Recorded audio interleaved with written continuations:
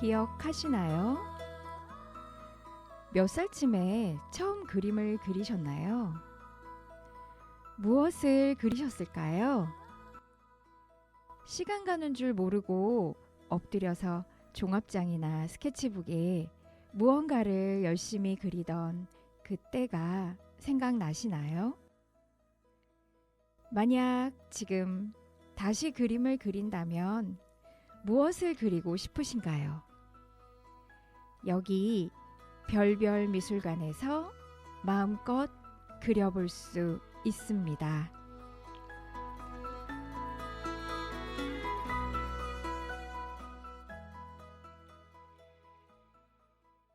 안녕하세요. 별별 미술관이 활짝 열렸습니다.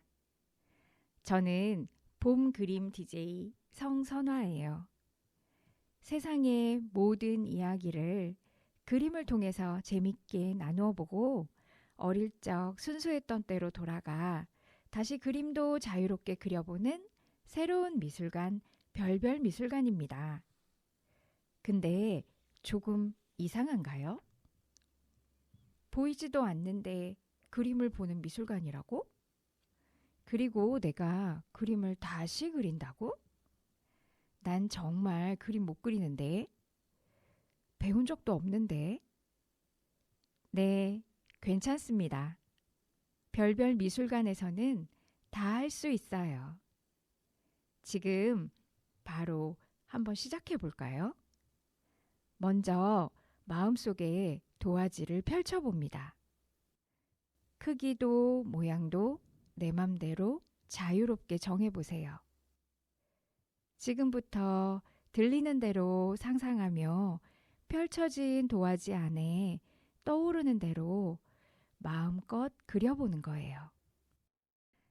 아름다운 가사를 담은 첫 곡 코니 텔벗의 오브 더 레인보우 무지개 너머 어딘가를 듣고 오겠습니다.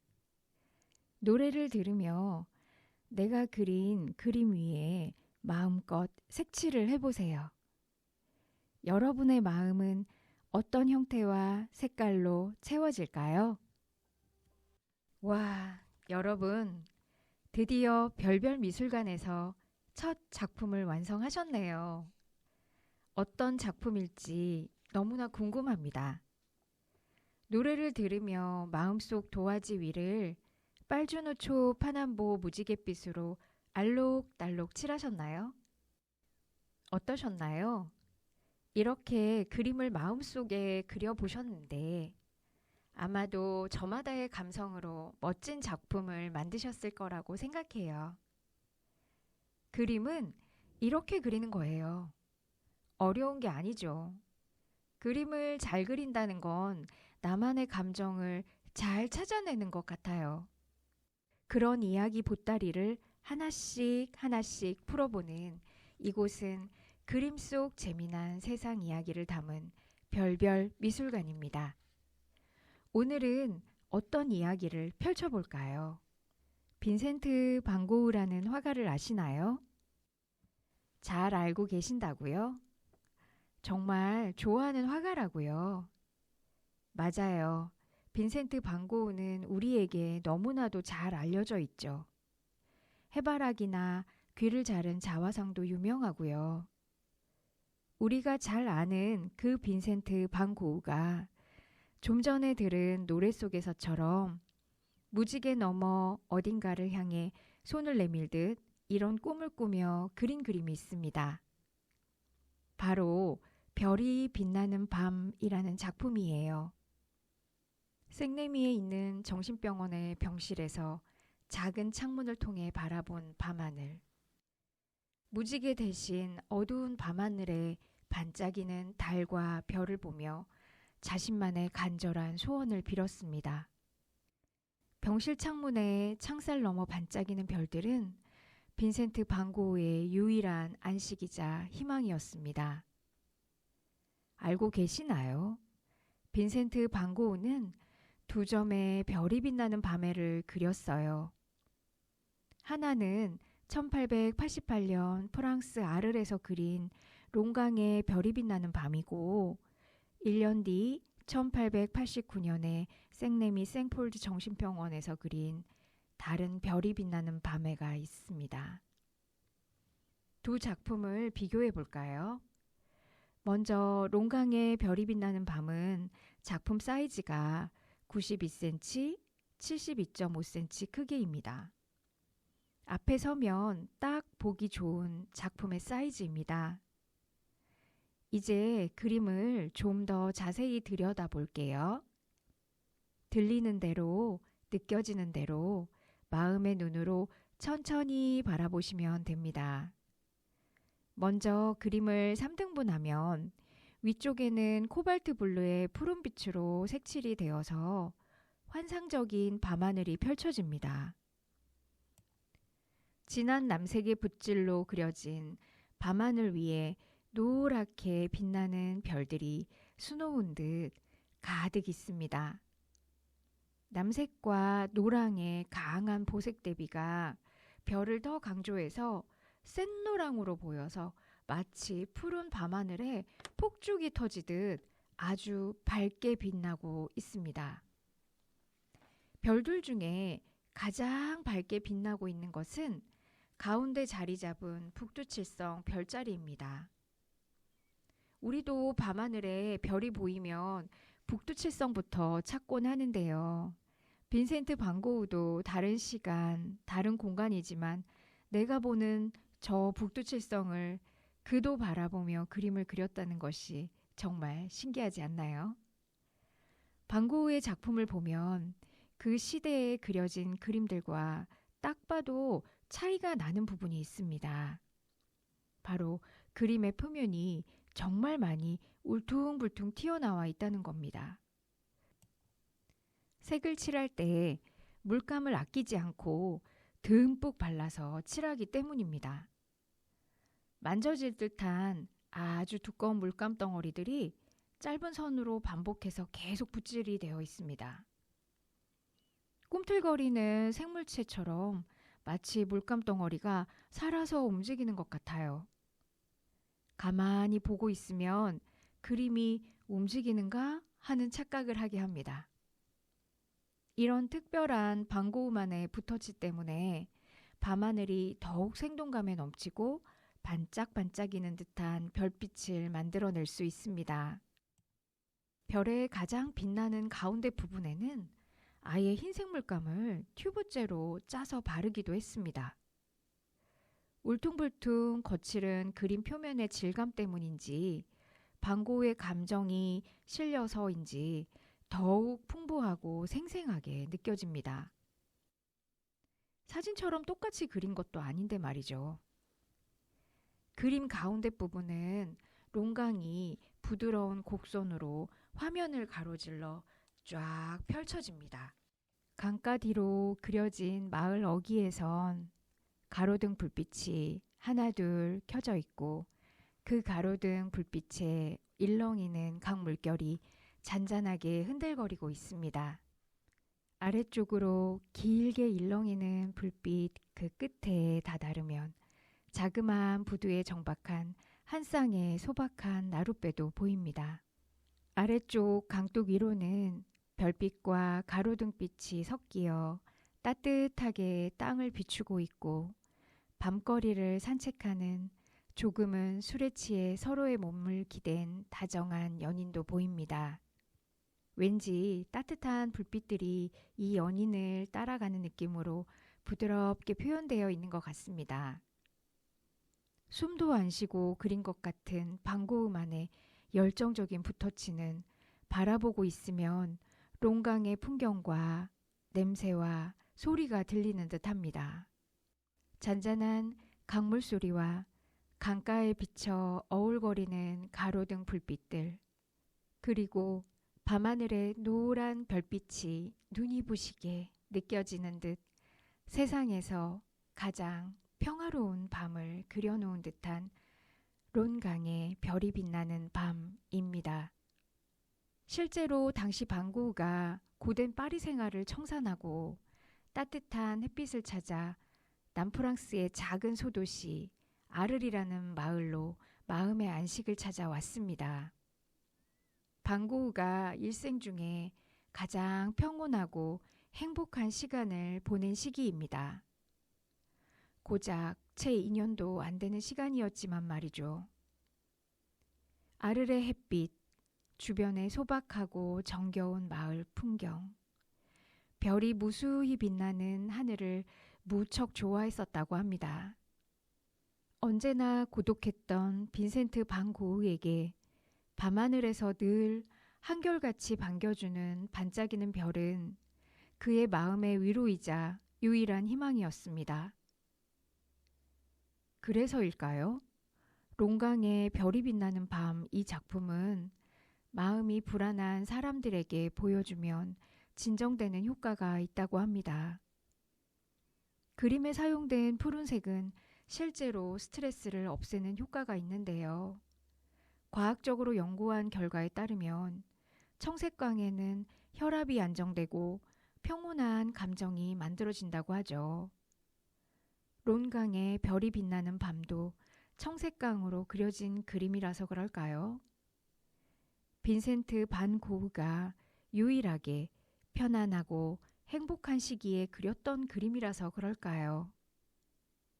이런 모든 이야기가 담겨서 보는 이들에게 편안한 마음을 느끼게 해주는 것이겠지요.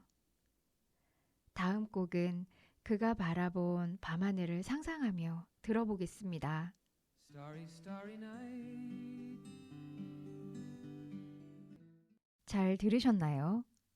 음악과 함께 반 고흐가 느꼈던 아름다운 밤하늘을 같이 느껴보셨나요? 이 노래는 미국 가수 돈 맥클린이 반 고흐의 전기를 잇고 그의 삶과 예술 세계를 추모하며 만든 곡으로 알려져 있습니다. 마치 별이 빛나는 밤에 별 무리가 부드럽게 소용돌이치는 이미지가 연상되는데요. 정말 언제 들어도 아름다운 곡입니다. 빈센트 반 고흐가 아르레에서 지내면서 그 시기에 집중적으로 정말 많은 그림을 그렸고 그 작품은 100년이 지난 지금까지도 많은 사랑을 받고 있습니다. 근데 빈센트 반 고흐는 어떻게 화가가 되었을까요? 이렇게 세계적으로 사랑받는 화가가 20대 후반이 되어서 그림을 배우고 30살이 되면서부터 화가다운 그림을 그리기 시작했다는 사실은 큰 놀라움을 줍니다. 지금도 30살이 되어서 화가가 된다고 하면 쉽지는 않은데요.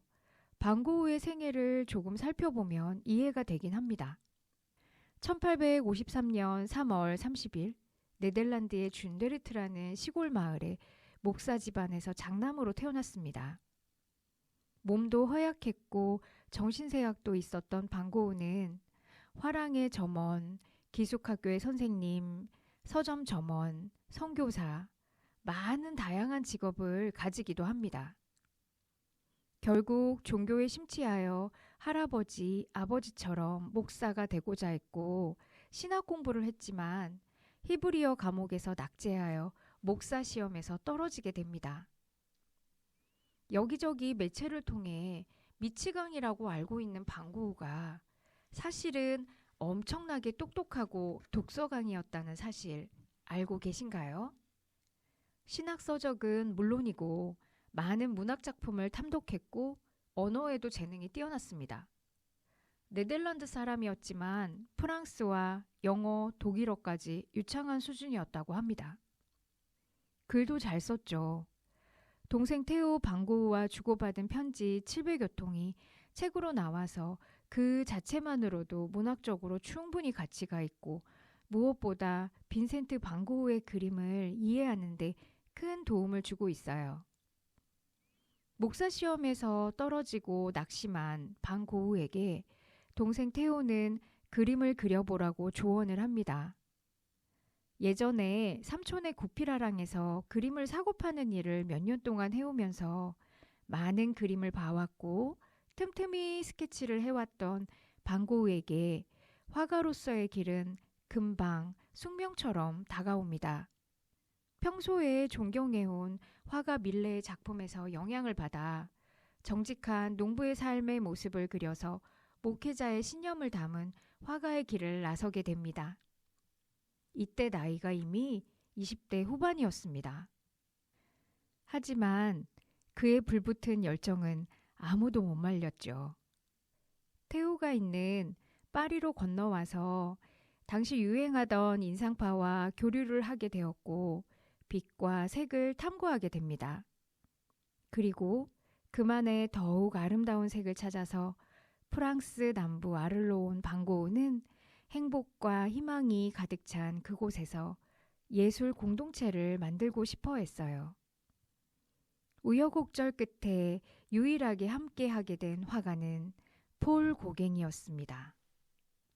평소 존경하던 폴 고갱과 함께한다는 기쁨에 처음에는 넘치는 희망과 설레는 마음으로 시작을 했죠. 아르레 집을 노란색으로 색칠하고 폴 고갱을 환영하기 위해서 그린 해바라기 그림도 쉬지 않고 연작으로 그렸습니다. 드디어 아르레 노란 집에서 폴 고갱과 함께 그림을 그리게 되는데 어땠을까요? 안타깝게도 처음부터 둘의 작업 활동은 삐걱거렸습니다. 방고우와 폴 고갱은 예술관도 틀리고 성격도 많이 달랐습니다. 둘은 너무나 많이 다투었고 방고우의 불안감과 절망감은 커져만 갔습니다. 그러던 그날 밤 무슨 일이 일어났던 걸까요? 방고우는 자신의 귀를 자릅니다. 폴 고갱도 서둘러 아르를 떠나고 말았죠.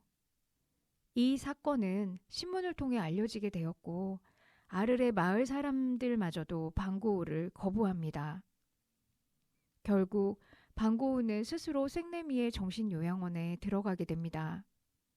그곳에선 자유롭게 돌아다닐 수 없었기 때문에 병실의 작은 창문을 통해 밤하늘을 보면서 자신만의 상상 속에 별이 빛나는 밤을 그리게 됩니다. 우리가 많이 알고 있는 바로 그 그림입니다. 1889년에 그린 별이 빛나는 밤은 작품의 크기는 롱강의 별이 빛나는 밤과 비슷하지만 다른 점은 풍경을 직접 보고 그린 것이 아닌 많은 부분을 상상과 기억, 감정을 떠올려 자신만이 느끼는 외로운 감정을 담아 그려낸 작품이라는 겁니다. 그림을 감상하기 전에 여러분은 밤하늘을 생각하면 무슨 색이 먼저 떠오르시나요? 검정색이라고 하실 텐데요. 방고우의 눈에 비친 밤하늘은 까만 검정색이 아니었습니다. 힌트를 드릴까요? 다음 노래를 들으면 충분히 힌트가 될 것 같습니다. 성시경이 부릅니다. 제주도의 푸른밤.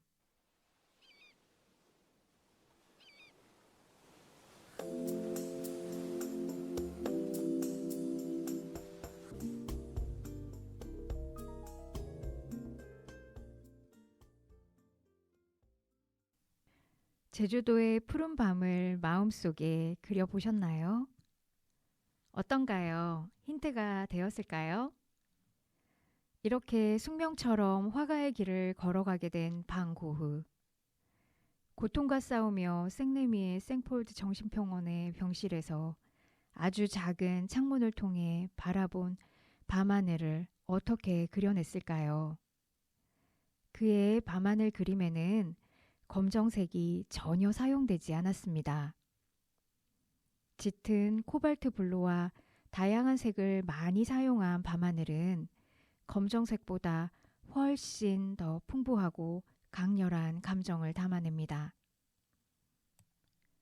그림 속 밤하늘에는 잔치가 펼쳐진 듯 노란색의 별들과 하얀색의 구름이 물결치듯 움직이며 온 하늘을 뒤덮고 있습니다. 역시 보색 대비로 강렬한 블루의 밤하늘과 노란색 별과 달을 두터운 물감으로 힘이 있는 짧고 연속적인 붓터치로 그려 넣었습니다. 따뜻한 오렌지색도 넣어 별무리, 달무리를 그려냅니다. 우리가 보기엔 그냥 텅 비어 있는 하늘과 땅 사이의 공간을 손에 잡힐 듯 생생한 바람의 움직임과 별들과 구름이 춤추듯 율동적인 구성을 통해 물결, 원, 나선형 모양으로 흐르듯 그려져 재창조되었습니다. 반고흐는 단순하게 눈에 보이는 대로 사실을 재현하기보다는 화가 자신의 감정을 담아내기 위해 더 특별하게 보는 방법을 찾으려고 노력했습니다. 별이 빛나는 밤 작품을 가만히 바라보면 별들이 반짝이며 밤 공간이 춤추며 움직이는 듯한 느낌을 주어서 밤하늘의 생동감이 더합니다. 그림 왼쪽에 수직으로 높이 뻗어 불꽃처럼 솟아올라 보이는 것은 유럽 지역의 흔한 사이프러스 나무입니다. 땅과 하늘을 연결하는 상징으로 죽음, 영원을 동시에 뜻하기도 하지요. 역시 반고흐의 작품에 많이 등장하는 나무이기도 합니다. 사이프러스 나무 옆쪽으로 나지막하게 쫙 펼쳐진 마을 역시 반고흐의 기억 속에 남아있는 고향 네덜란드 준데르트의 마을 모습을 그렸습니다. 그 중에 높이 솟은 첨탑 교회는 반고흐의 아버지 교회입니다. 다른 집들은 불빛이 있는데 교회의 건물에만 불이 꺼져 있습니다. 의미심장하죠? 무슨 의미였을까요? 아마도 그리움과 절망을 동시에 표현한 것이라고 봅니다. 이 그림을 그릴 당시 테오에게 보낸 편지 기록이 있어요. 이렇게 말합니다.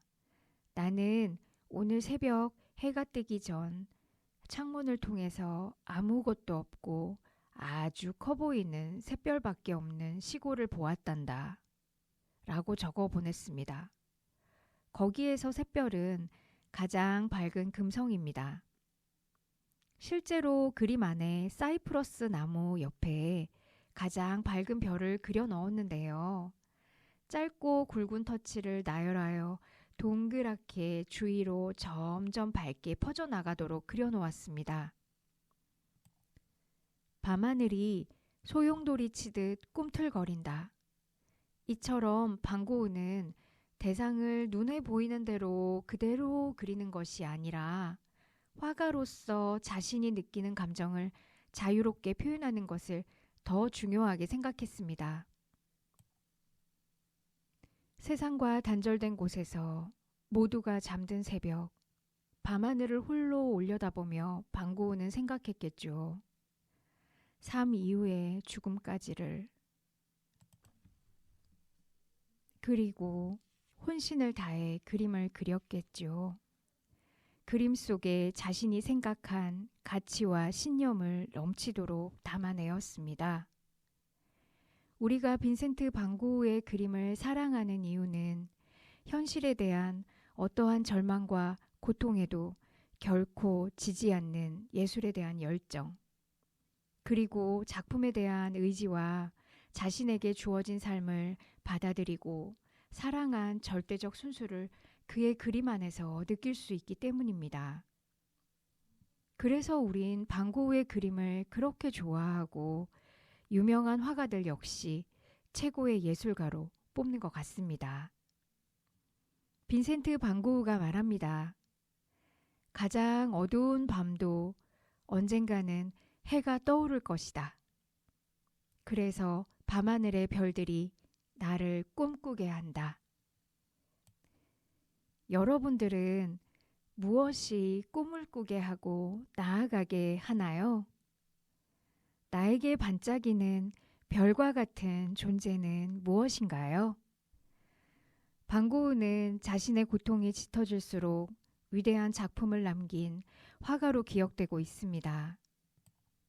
결국 반 고흐의 예술 세계는 별이 되어서야 빛이 났지만 그 어떤 화가보다도 반짝이는 존재가 되었습니다. 여기서 잠깐 살아생전 단 한 점의 작품밖에 팔지 못했던 방고흐. 아무도 알아주지 않았던 방고흐를 누가 유명하게 만들어 주었을까요? 이상하지 않나요? 누가 우리에게 빈센트 반 고흐의 그림의 가치를 알려주었을까요? 우리에게 뜨거운 열정으로 기억되는 화가 반 고흐와 그를 너무나 사랑했던 동생 테오 가족의 이야기를 아시나요? 1890년 37살의 나이로 세상을 떠나기 전까지 화가로서 짧은 10년의 기간 동안 순수하고 뜨거운 열정으로 2,500여 점이 넘는 정말 많은 작품을 남겼습니다.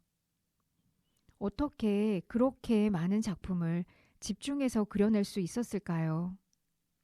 당시 사람들은 반 고흐를 아무도 인정해주지 않았지만 그에게는 평생 든든한 후원자가 곁에 있었습니다. 바로 동생 테오 반 고흐입니다. 고피라랑의 파리 지점에서 잘 나가는 화상이 된 테오는 정서적으로 불안정했던 반 고흐 곁에서 그의 그림을 계속 응원해주고 지지해주고 그릴 수 있도록 격려해줍니다. 그리고 아낌없는 후원을 해주었죠. 둘 사이에 700여 통이 넘는 편지를 주고받으면서 반 고흐와 테오는 일상의 작품에 대해 많은 이야기를 나누었습니다. 형제이면서 가장 친한 친구이기도 했습니다. 정말 부러운 동생이기도 합니다. 동생 테오는 요한나와 결혼을 했고 1890년 1월 아들을 낳았습니다. 테오는 아들의 이름을 형과 같은 빈센트 반 고흐라고 짓기 원했고 이런 마음을 편지로 전합니다. 형, 예전에 말했듯이 아기 이름을 형의 이름을 따서 빈센트 반 고흐라고 짓기로 했어. 이 아이가 형처럼 단호하고 용감한 사람으로 자라나기를 기도해. 이런 편지를 받은 반 고흐는 마음이 어땠을까요? 아마도 새로운 생명을 만나게 된 설레는 희망과 한없는 절망이 공존하지 않았을까요?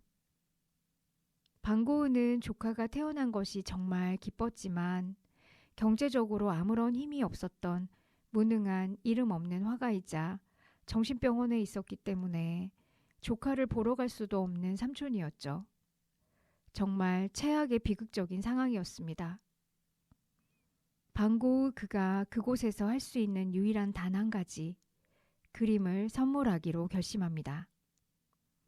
인생의 가장 힘들고 우울한 시기, 자신의 이름을 조카가 물려받게 된 것이 미안하고 또 테오에게는 정말 고마웠을 겁니다. 태어난 새 생명은 부디 자신과는 다른 삶을 살기를 바라면서 그림을 그렸습니다. 빈센트 반 고흐. 이름이 같은 어린 조카의 파란 눈동자를 떠올리며 푸른색 배경에 하얀색 꽃이 활짝 핀 아몬드 나무를 그렸습니다. 1890년에 그린 꽃피는 아몬드 나무라는 작품입니다. 아몬드 꽃을 보신 적이 있으신가요? 반 고흐는 수많은 꽃나무 중에 왜 아몬드 나무를 그렸을까요? 그 이유는 무엇이었을까요? 그냥 예뻐서? 의미가 있어요. 아몬드 꽃은 유럽에서 가장 먼저 봄에 피어나는 꽃입니다. 새 생명의 탄생 선물로 너무나 잘 어울립니다. 아몬드 나무는 겉으로는 평온하고 화사한 자태를 뽐내지만 추운 날 잎이 나기도 전에 꽃이 씩씩하게 먼저 피어납니다.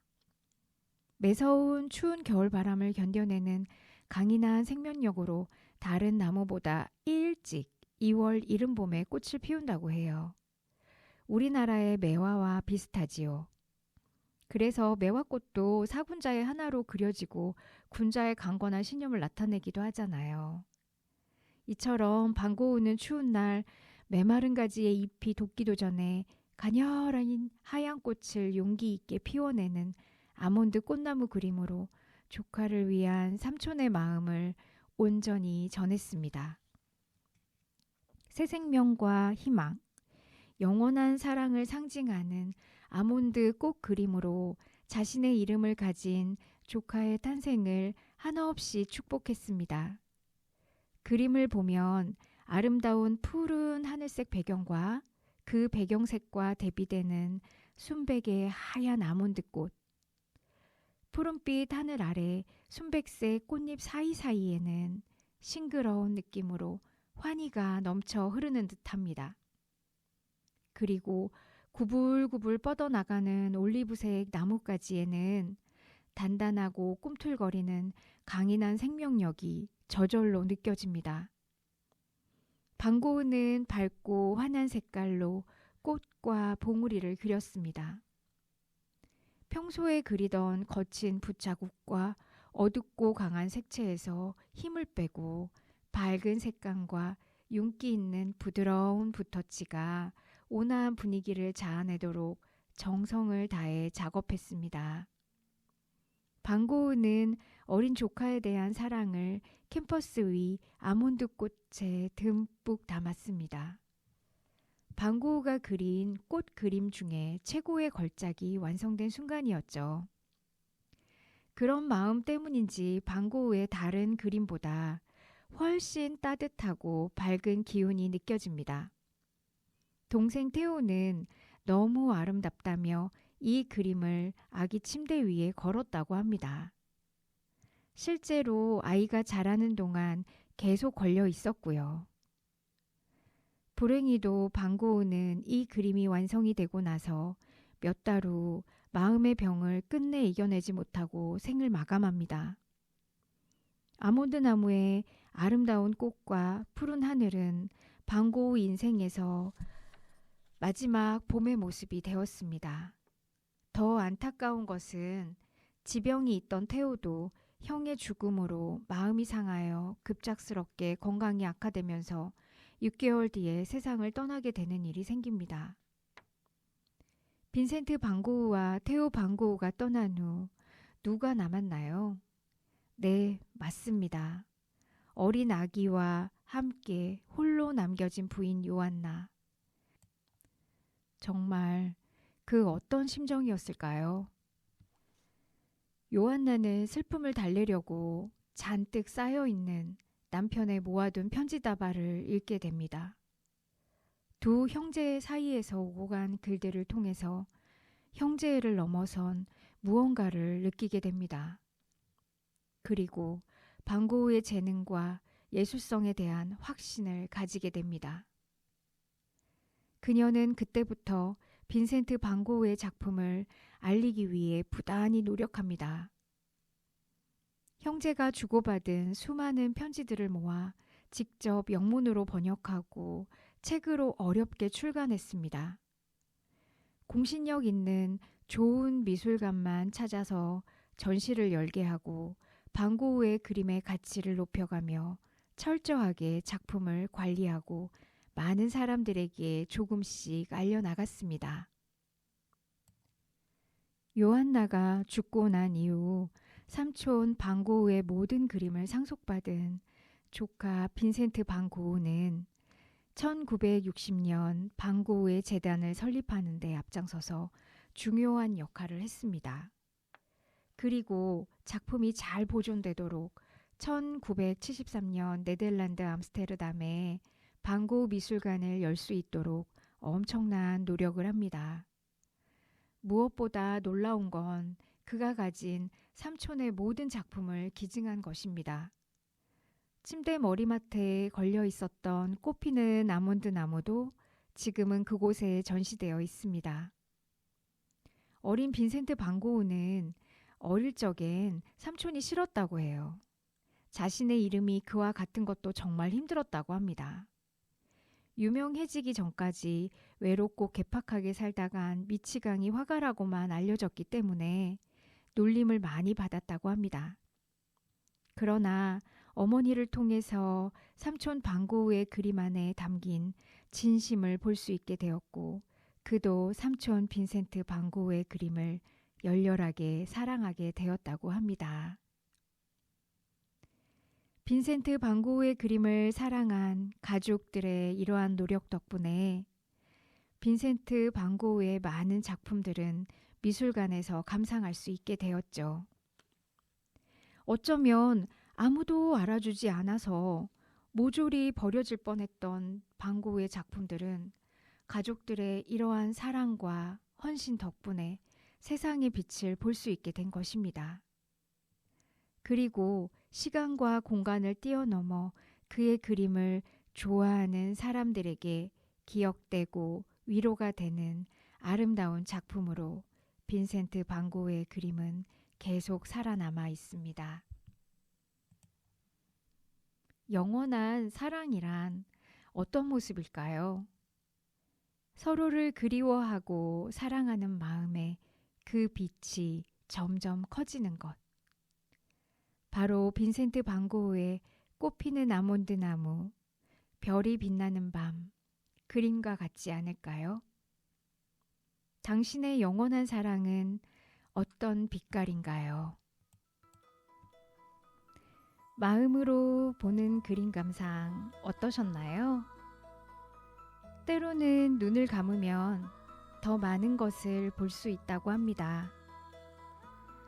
빈센트 반 고흐처럼 오늘 저녁 오랜만에 밤하늘에 반짝이는 별도 찾아보고 자신만의 별이 빛나는 밤을 그림으로 그려보는 건 어떨까요? 이제 별별 미술관의 관람을 모두 마치겠습니다. 다음 그림 이야기도 기대해 주세요. 지금까지 별별 미술관 봄 그림 DJ 성선화였습니다.